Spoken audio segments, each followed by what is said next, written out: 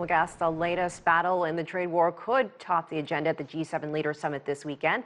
Let's discuss that and more with Aurel Braun. He's a professor of international relations and political science at the University of Toronto. So, Professor, what do you make of this latest news with China's new tariffs? Do you think that will dominate talks in France?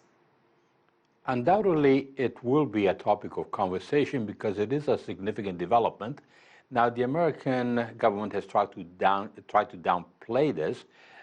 Peter Navarro, key trade advisor to President Trump, issued a statement saying that this was well signaled, that it was expected, but the timing is significant because it's happening just before the G7, and President Trump is going to the G7 facing a number of trade disputes with various European countries, Germany, and also France, which may be imposing some taxes on high-tech companies, which are almost entirely American.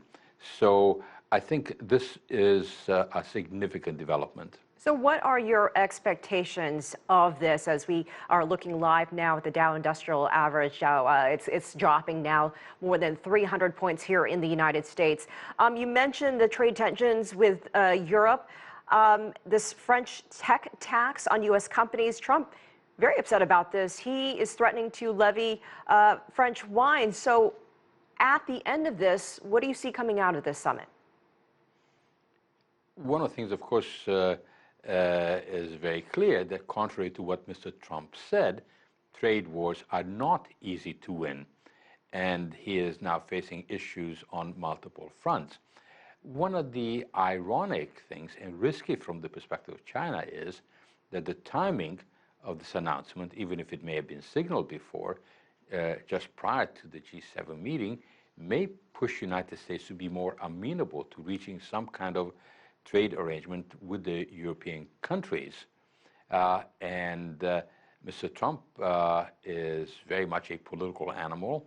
He knows he's facing an election.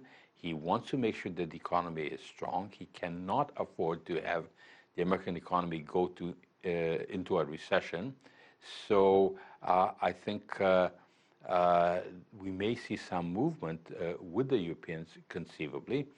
And also at this summit, it is odd in a sense that China is not formally present. And Russia, which used to be part of the G8, is also not present. I want to point out that last year's G7 in Canada was very contentious with U.S. President Trump there. He rescinded his signature from the joint communique. So how much has changed in the past year? He had a very bad ending last time around. And you look at the economic conditions, as you point out, leading into the summit are worse than the year before. Are you optimistic that there could be a similar outcome here? I think it's not likely that the outcome will be quite as contentious as what happened at the end. And there was partly kind of missignaling. The Prime Minister of Canada wanted to stand on certain principles, but the way he issued that statement angered Mr. Trump. The situation is somewhat different. I think the host currently, Mr. Macron, is a more skilled politician in many ways than Justin Trudeau. And it is also the case that the host of the G7 next year is United States.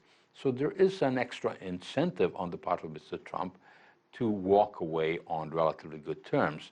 And the way this summit is structured, the goals are very ambitious because Mr. Macron is indeed a very ambitious politician who, by the way, is not doing very well in terms of polls in France. So he needs some kind of foreign policy success. But as ambitious as this agenda is, it is also vague in some ways, so multiple parties can claim victory.